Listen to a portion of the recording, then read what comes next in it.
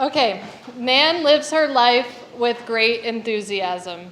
She reminds us that your attitude matters and it can really affect others. She brings a positive energy into everything that she does. Whether that be stepping onto the tennis court with excitement for the match or true joy over the daily soup offerings at advisory lunch.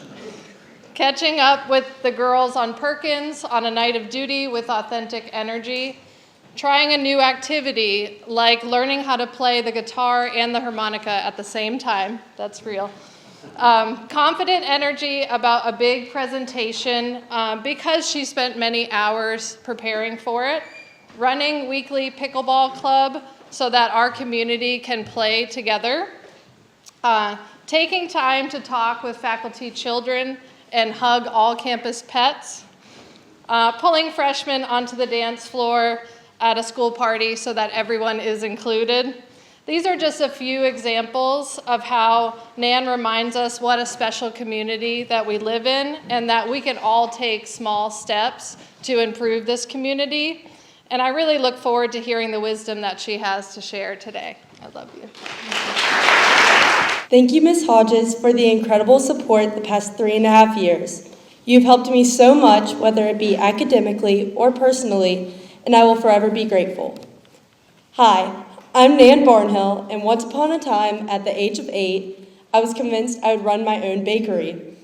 So, when I finally went into the kitchen to begin this journey, I made a dozen American Girl mini donuts and burned my hand on the top rack of the oven. There was a silicone tray full of baked donuts about the size of quarters, and the timer went off. It was then that my wrist got branded by a 400-degree metal rod. I swore I'd never cook again. 3 years later, when I was 11, I started helping my mom cook dinners for our family when I got burned by hot splashing oil on my forearm. Once again, I swore I'd never cook again. I know that we all remember COVID being a nightmare, but reflecting on it, that time was when I discovered hobbies that I grew to love. From constantly breaking strings on my ukulele to staring blankly at friendship bracelet making videos, I found that any sort of wire or thread wasn't for me. This was my push to finally end up back in the kitchen to make a cookie to call my own.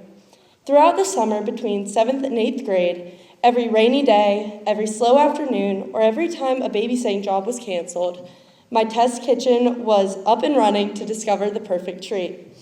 From trying to discern the differences of baking soda and baking powder, to utilizing the properties of brown sugar to add structure and gooiness, every detail was analyzed. Finally, Nan's Kitchen was born, and my toffee chocolate chip cookie was perfected. All the components were fairly simple: sugar, flour, eggs, vanilla, etc. However, browning the butter was my hardest task. This process requires putting pressure on the butter through heat to separate the milk solids and toast them to mature the flavor. Too hot causes burnt flavors, not enough causes a waste of time, and perfect medium temperature with close attention throughout the process leads to a nutty note within the cookie. Bear with me, I promise this becomes relevant. By November, I was known around our small town as the Cookie Girl, and I held my head high knowing so. That wasn't until I got a call from my older sister, who was a junior at VES, saying, "Nan, you need to tour VES, you would absolutely love it." I'd been having a hard time at my old school, and I knew something needed to change. Regardless, I respond with, "Absolutely not. I can't even go to a sleepover without getting homesick." I toured on my birthday a week later and quickly decided it was the place for me. Little did I know, baking was about to be the metaphor of my VES career. So keeping on the theme of baking, let's make the perfect VES cake. And yes, I know I've been talking about cookies, but cake is a dessert that can be shared amongst such a community like us. So let's start with the base, which consists of flour, baking soda, and salt. The flour is our jam-packed schedule of academics, athletics, and all social time in between. This also may include excessive amounts of homework that seem pointless in the moment, but actually end up having some sort of benefit in the end, even if the benefit is figuring out the quickest way to work through an ed puzzle in APES. Most people wouldn't say that flour is their favorite part of the cake, nor would anyone want to lick the flour off the end of a spatula. However, it gives the structure that is needed within a cake. Similar to the flour, the salt and baking soda are our faculty and administration. Although sometimes there can be bitter or salty moments, they are ultimately the ones that make us rise to our full potential. Then eggs and vanilla, which are dorm life, whether it be dorm life for a couple hours a week or 24/7. Dorm can be sweet and exciting. However, anyone who has ever tasted vanilla or egg alone knows that it has its downsides at times. From being on McCormick to Wyatt and Wyatt to Perkins, I've definitely seen the extremes of both sides this year, but I still love my Perkins girls. Let's go out by the fireplace soon, maybe even with a side of pancakes. The flavor adds is unmatched, and it plays a huge role in the unique cake taste. Next, the sugar. I would consider the sugar to be the different clubs and activities you involve yourself in.